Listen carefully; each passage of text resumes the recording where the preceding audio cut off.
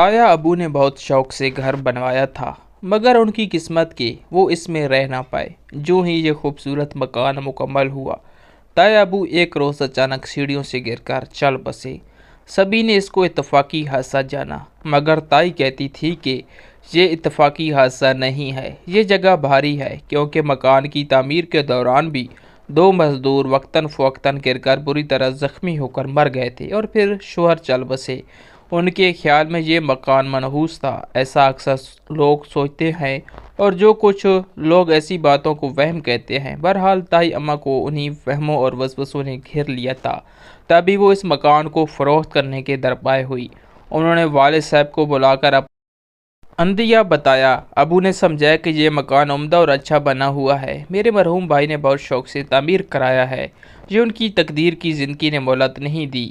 میری مانو تو مکان فروخت کرنے کا خیال دل سے نکال دو، کیونکہ دوبارہ ایسا گھر نہ پاؤ گی، یہ بچوں کے کام آئے گا، ان کو صاحبان سے محروم مت کرو۔ مگر تائی اماں اپنی بات پر اڑ گئی، بولی تم کو اچھا لگتا ہے تو تم ہی مکان خرید لو، جو قیمت لگے بے شک اس سے کچھ کم دے دینا، مگر میں اب اس میں نہ رہوں گی۔ یہ گھر ہم کو بہت پسند تھا مگر ہم خرید نہیں سکتے تھے، کیونکہ تائی کے مسلسل ایسی باتوں نے امی کو بھی وہم میں ڈال دیا تھا۔ جب تائی بیمار پڑی تو ان کے بیٹے نے یہ اونے پونے فروخت کر دیا۔ جس نے یہ خریدا وہ وابڈا میں ملازم تھا، اس کا نام نعیم اور بیوی کا ماریہ تھا۔ دونوں میاں بیوی بہت خوبصورت تھے اور چاند سورج کی جوڑی کہلاتے تھے۔ ان کی آپس میں محبت بھی بے مثال تھی۔ شروع دنوں میں دونوں بہت خوش تھے، سال بعد خدا نے بیٹا دیا تو خوشی تو بالا ہو گئی۔ اب وہ ہمہ وقت بیٹے کی پرورش میں مگن رہنے لگی۔ سسرال والے زیادتی کرتے تو نظر انداز کر دیا کرتی، کیونکہ بیٹے کی نعمت پا کر اس کو کسی کی پرواہ نہ رہی تھی۔ اس نے بچے کا نام امید رکھا۔ جب امید کچھ بڑا ہو گیا تو ماریہ نے سوچا کہ کیوں نہ کوئی کام کروں۔ اس نے بی اے کے ساتھ ساتھ بی ایڈ کا کورس کیا ہوا تھا۔ کچھ کوشش کے بعد اسکول میں نوکری مل گئی اور وہ ڈیوٹی پر جانے لگی۔ اس دن کے بعد سے اس کی زندگی کے برے دن شروع ہو گئے، کیونکہ ملازمت کے ساتھ گھر کا کام پوری طرح نہیں کر پاتی تھی۔ ڈیوٹی سے آ کر کچن سنبھالنے کی بجائے سیدھی اوپر اپنے کمرے میں چلی جاتی تاکہ تھوڑی دیر آرام کر سکے۔ بچہ 4 سال کا تھا جس کو وہ ساتھ اسکول لے جاتی اور ساتھ لاتی۔ گھر آ کر سب سے پہلے اس کے لیے آرام و خوراک کا بندوبست کرتی۔ یوں دوپہر سے شام ہو جاتی تب اپنے لیے کھانا لینے نیچے آتی۔ ساس اور جیٹھانی منہ بناتی کہ کماتی اپنے لیے ہے اور ہم کو نوکرانی سمجھ رکھا ہے، کوئی کام نہیں کرتی، اس کو مفت میں پکا پکایا کھانا چاہیے۔ روز روز ایسی باتیں سن کر وہ تنگ آ گئی۔ ادھر ساس نندو نے نعیم کے بھی کان بھرنے شروع کر دیے، جس کا نتیجہ یہ ہوا کہ وہ بیوی سے بد دل ہونے لگا۔ جب گھر آتا کھانا ماں کے پاس سے لے کر کھاتا، وہ کچھ نہ کچھ بات بیوی کے خلاف ضرور کہہ دیتی۔ جہاں انسان 2 وقت کھانا کھاتا ہے وہیں بیٹھتا بھی ہے۔ نعیم اب صرف سونے کے لیے کمرے میں آتا اور سارا وقت نیچے اپنی اماں اور دیگر گھر والوں کے پاس گزارتا۔ ماریہ نے کوئی شکوہ نہ کیا، اس کی تو مجبوری تھی، نوکرانی جو کرتی تھی اسے اثناء میں وہ دوسرے بچے کی ماں بن گئی۔ اب ذمہ داری اور بڑھ گئی۔ پہلے شوہر کے جو تھوڑے بہت کام کرتی تھی اب نہیں کر سکتی تھی۔ ماں بیٹے کے سارے کام کر دیتی اور ماریہ صبر و شکر کر لیتی۔ جیٹھانی نے کہنا شروع کر دیا کہ ایسی بہو لانے کا کیا فائدہ، الٹا ہم ان کے کام کریں، ان کے شوہر کے کام بھی کریں، بہتر ہے کہ یہ میاں بیوی الگ ہو جائیں۔ سسر نے معاملہ بڑھتا دیکھ کر نعیم اور ماریہ کو الگ کر دیا، جس پر ماریہ نے کوئی اعتراض نہ کیا۔ البتہ وہ کھانا گھر میں بہت کم پکاتی اور زیادہ تر باہر سے لے آتی تھی۔ شوہر کو اعتراض تھا کہ باہر کا کھانا روز نہیں کھا سکتا، لہٰذا اب بھی اس کا زیادہ وقت ماں بہن بھائیوں میں گزرتا، کھانا وہ ماں کے گھر کھاتا۔ دوسرے بچے کی پیدائش پر ماریہ کا کام اور بڑھ گیا اور وہ بالکل گھر اور گھر والوں سے کٹ کر رہ گئی۔ سبھی نے سکھ دکھ میں اس کا ساتھ چھوڑ دیا۔ ایک طرح سے وہ غیر اور اجنبی ہو کر رہ گئی تھی۔ شوہر گھر پر نہ ہوتا، بچہ بیمار ہو جاتا، کوئی نہ پوچھتا، صرف سسر ہی وہ ہستی تھے جو دکھ سکھ میں اس مصروف بہو کا خیال کرتے اور بیمار بچے کو ڈاکٹر کے پاس لے جاتے تھے۔ ماریہ ایک ملازم پیشہ عورت تھی مگر کوئی اس کو مجبوریاں نہیں سمجھتا تھا۔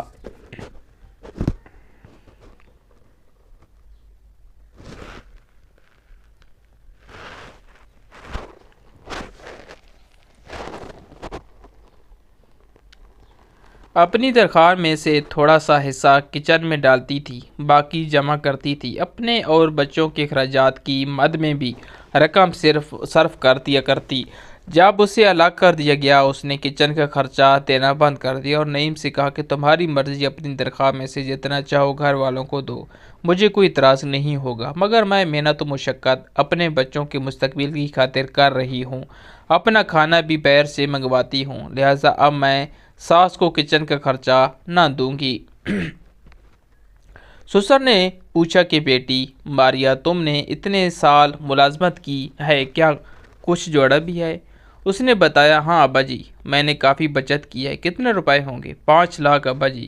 کچھ رقم امی ابو نے دی تھی، وہ بھی شامل ہے۔ ٹھیک ہے بیٹی، باقی رقم کا میں بندوبست کر دیتا ہوں، اگر کچھ کم پڑا تو لون لے لیں گے۔ میں تمہارے لیے کوئی مکان تلاش کرتا ہوں، تم کرائے کے مکان میں رہنے کی بجائے اپنے مکان کی مالک ہو جاؤ تو بہتر ہوگا، کیونکہ میں دیکھ رہا ہوں کہ یہاں تمہارا گزارا خاصا مشکل ہو گیا ہے۔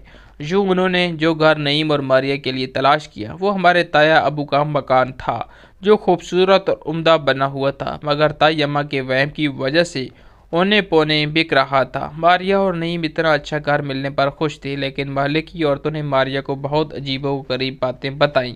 وہ بیچاری ڈر گئی اور اس نے 11 دن تک روز گھر میں سورہ یاسین پڑھوائی۔ وہ ہر روز تمام محلے والیوں کو بلانے اور ان کے گھر جاتی اور خوشی خوشی اپنے گھر پڑھائی کے لیے بلاتی رہی۔ جو ہمارے گھر تبھی وہ آئی۔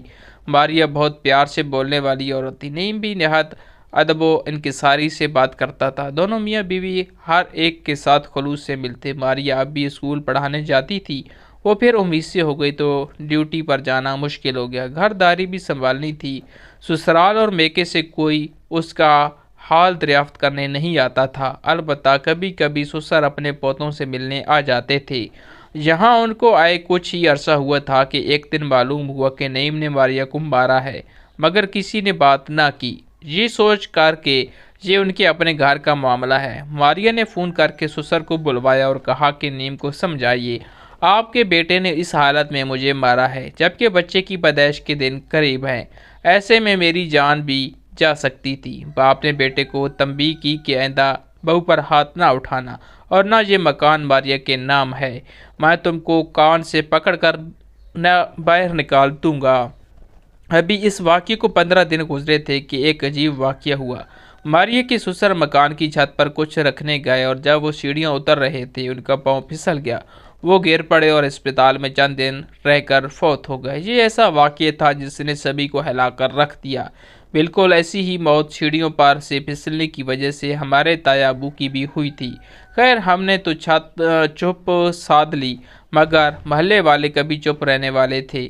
انہوں نے ماریہ اور نعیم کو کہا کہ یہ سیڑھیاں آسیب زیادہ ہیں، مالک کے مکان کے علاوہ 2 مزدور بھی گر چکے ہیں اور اب یہ چوتھا واقعہ ہے، بہتر ہے یہ مکان فروخت کر دیں یا پھر سیڑھیاں بند کرا دیں، چھت پر نہ جائیں، غالباً وہاں جن رہتے ہیں۔ ماریہ نے اس واقعے کو خدا کی مرضی کہہ کر نظر انداز کر دیا، مگر نعیم کو وہم ہو گیا۔ مکان تو فروخت نہ ہو سکا، البتہ اس نے سیڑھیاں بند کرا دی۔ ماریہ اب بہت اداس اور چپ رہنے لگی تھی۔ پہلے جب اس کا جی گھبراتا وہ چھت پر چلی جاتی تھی اور سکون مل جاتا تھا، لیکن اب سیڑھیوں کے آگے دیوار آ جانے سے اوپر جانے کا راستہ ہی بند کر دیا گیا تھا۔ ماریہ کو سسر کی وفات پانے کا از حد دکھ ہوا، کیونکہ وہی شخص اس کا ہمدرد و غمگسار تھا۔ وہ بھی چل بسا، وہ اپنے دکھ درد کسی سے نہیں کہہ سکتی تھی۔ جب کوئی اچھا پیار کرنے والا انسان چل بستا ہے تو دکھ ہوتا ہی ہے۔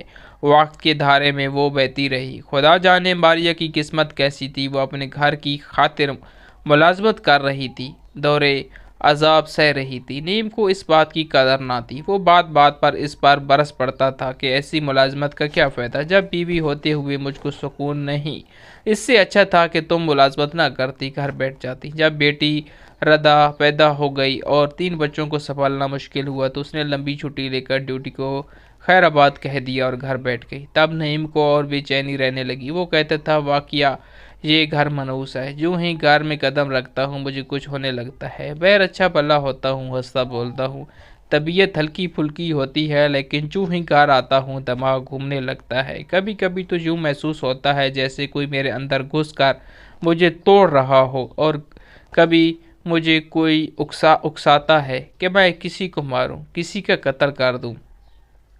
ایسی باتیں سن کر ماریا دم بخود رہ جاتی تھی۔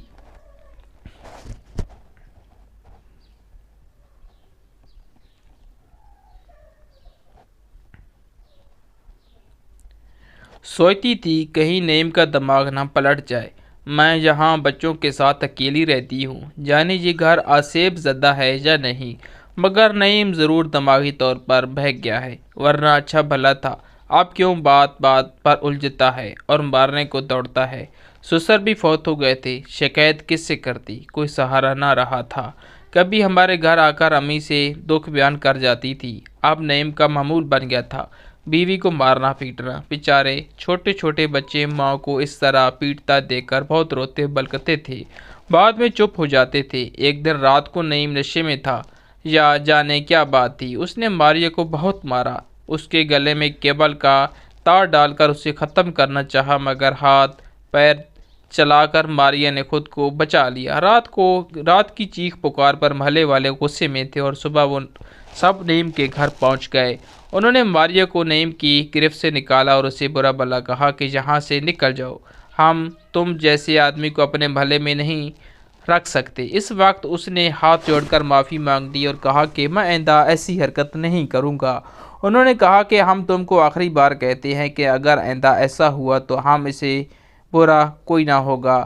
اس دن شام کو نعیم خود ہی کسی بابا کے پاس گیا اور اپنے لیے پانی دم کرا کے لے آیا۔ ماریہ سے معذرت کی کہ خدا جانے مجھے کیا ہو جاتا ہے، میں تم کو مارنا نہیں چاہتا، لیکن جب مارتا ہوں خود مجھے پتہ نہیں ہوتا کہ کیا کر رہا ہوں۔ بابا نے کہا ہے کہ یہ گھر آسیب زدہ ہے اور یہاں دم کرنے آئیں گے۔ ماریہ نے ان باتوں پر دھیان نہ دیا، کیونکہ اب ایسا عالم ہو گیا تھا کہ وہ نعیم سے نفرت کرنے لگی تھی۔ دوسرے دن وہ ماریہ اور بچوں کو گھمانے گاؤں لے گیا۔ نہر پر ماریہ کو دھکا دیا، تاہم وہ سنبھل گئی اور فوراً کنارے پر بیٹھ گئی، اس طرح پانی میں گرنے سے بچ گئی۔ تب نعیم نے اس کے پاؤں پکڑ کر معافی مانگی کہ اس نے جان بوجھ کر ایسا نہیں کیا۔ ماریہ اب ہمارے گھر نہیں آتی تھی، وہ کسی کے گھر بھی نہیں جاتی تھی۔ تب بھی امی کبھی کبھی خیریت معلوم کرنے چلی جاتی تھی، کہیں نعیم نے اس کو پھر مارا تو نہیں ہے۔ امی ابو اور دوسرے محلے والے اسے بہت سمجھاتے تھے اور وہ مان بھی جاتا تھا۔ ایک دن ہفتہ تھا اور ہم سوچ کر سوتے تھے کل دیر سے اٹھیں گے، کیونکہ اگلے روز اتوار تھا۔ اس روز ہم رات کو یہ ارادہ کر کے سوئے تھے، خدا کی کرنی کی اس دن صبح 6 بجے ہی محلے میں شور مچ گیا کہ نعیم ماریہ کو بہر سڑک پر مار رہا ہے۔ اس سے پہلے ہمارے محلے میں کبھی ایسی بات نہیں ہوئی تھی۔ محلے میں ہلچل مچ گئی۔ ماریہ کے گھر کے سامنے یہ تماشا ہوا، اس کی حالت دیکھی نہیں جاتی تھی، اس کو اتنا مارا تھا کہ کپڑے پھٹ گئے تھے۔ یہ عالم کہ اللہ معاف کرے، اسے محلے کے ایک بزرگ اپنے گھر لے گئے اور سب محلے داروں نے مل کر نعیم سے کہا کہ جا کر اپنے بڑوں کو بلا کر لاؤ۔ وہ بچوں کو لے کر ماں کے گھر چلا گیا۔ مکان کو تالا لگا گیا۔ بزرگوں نے پوچھا ماریہ بتاؤ تم کیا چاہتی ہو؟ وہ بولی گھر آباد رکھنا چاہتی ہوں، مگر نعیم کو یہ دورے پڑتے ہیں کہ بے بات مارنے لگتا ہے، اس طرح تو یہ میری جان لے لے گا۔ میں نے بہت برداشت کیا ہے، اب یہ سب کچھ میری برداشت سے باہر ہے۔ میں اس سے فیصلہ چاہتی ہوں، لیکن بچے بھی دلوا دیں۔ یہ باتیں ہو رہی تھیں کہ نعیم کا بڑا بھائی آ گیا۔ سب نے اس کو لعن طعن کی کہ جب سے یہ لوگ یہاں آئے ہیں آپ لوگوں میں سے کوئی ان کا حال احوال جاننے نہیں آتا، ایسی سنگ دلی ٹھیک نہیں۔ خیر پھر سب نے مل کر ماریہ اور نعیم کی صلح کرا دی اور اس نے قرآن پر حلف دیا کہ وہ اب اپنی بیوی کو نہ مارے گا۔ ایک دن ان کے گھر سے کچھ توڑنے کی آواز آئی، ہم نے پتہ کیا، معلوم ہوا کہ وہ اپنے گھر کی سیڑھیاں توڑ رہا ہے، کیونکہ چھت پر دوسری منزل تعمیر کرانا چاہتا ہے تاکہ ماریہ اکیلی نہ رہے۔ نئی منزل کو کرائے پر اٹھانے سے معقول آمدنی بھی ہو جائے گی۔ اس دن جمعرات تھی۔ پہلے وہ مزدور لینے گیا، مگر مزدور نہ ملا تو بڑا سا ہتھوڑا لے کر خود ہی سیڑھیوں کے آگے کی دیوار توڑ دی جو خود اس نے بنوائی تھی۔ پھر چھت پر گیا۔ اسی دن شام کو ان کے گھر کی بجلی چلی گئی۔ تار والا کھمبا چھت کے منڈیر کے پاس تھا۔ وہ آپٹا کا ملازم تھا، بجلی کی تار ٹھیک کرنے کا کام کرتا تھا۔ بس اس نے خود ہی بجلی کے کھمبے پر چڑھ کر تار ٹھیک کرنے کی ٹھان لی۔ جب وہ بجلی کی تاروں کو گھر سے پیچھے ہٹا رہا تھا تو سارے محلے کی لائٹ بند ہو گئی۔ سخت گرمی میں میرے منہ سے نکلا، اللہ کرے یہ بجلی والے مر جائیں۔